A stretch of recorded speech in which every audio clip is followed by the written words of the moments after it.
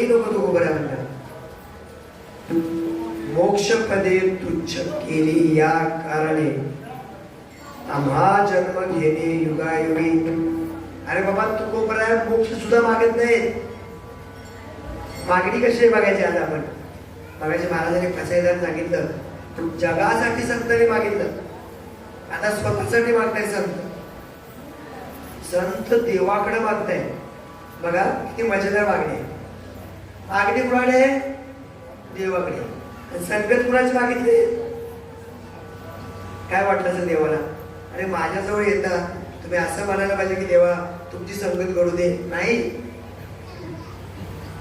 वाईट वाटलं असेल की देवाला माझ्या दारात मला माझी संगत मागत नाही, त्यांची संगत मागतात. कुणाची बघू आपण पुढे. ऐसे आवडते मना. फरक दाखवतो मी पहिल्यांदा. संसारिकाचं मन कोणत्या वस्तूवर आहे, परमार्थ करणाऱ्या ऋषी मुनींचं मन कोणत्या वस्तूवर आहे, आणि संतांचं भक्ताचं मन कोणत्या वस्तूवर आहे. हा फरक आहे जगात. एकापेक्षा एक या उच्च श्रेणीच्या विभूती आहेत. देवाकडे मागणी करायची. आणि मागणी काय संतांना माहिती आहे. देवाकडे जर त्याची संगत मागितली तो एकटा मिळेल,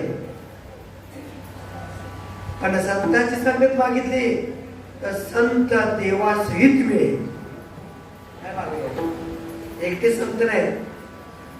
संत जर मिळाले तर देव त्यांना सोडून कुठे जाईल. म्हणून तुकोबाराची मागणी वेगळी आहे. देवा काय पाहिजे? उर्वावी वासना ऐसे आवडते मना. कैसे आवडते मना?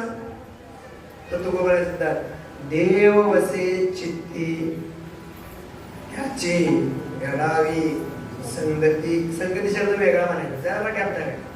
आता असं होतं त्याची घडा विसंगती. आपल्याला घडलेलीच आहे, ती मागायची गरज नाही. त्याची घडावी संगती ऐसे आवडते मना.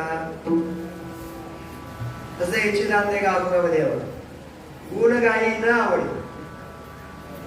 गायीन म्हटल्यानंतर पॉज घ्यायला नाही.